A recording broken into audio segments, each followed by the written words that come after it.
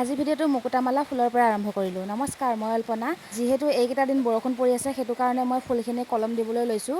যোৱাকালি ভিডিঅ'ত মই দেখাইছিলোঁ আপোনালোকক কাঁইটীয়া ইউফৰবিয়া ডালৰ মই কলম দিছিলোঁ। আজি 5 বছৰৰ পৰা মই এইটো ফুল দেখি আহিছোঁ, কিন্তু তাৰ নাম যে কাঁইটীয়া ইউফৰবিয়া বা অসমীয়াত মুকুতামালা ফুল বুলি মই নাজানো। কালি মই ফেচবুকত দেখিয়ে গম পাইছোঁ যে তাৰ নাম কাঁইটীয়া ইউফৰবিয়া বা অসমীয়াত মুকুতামালা ফুল।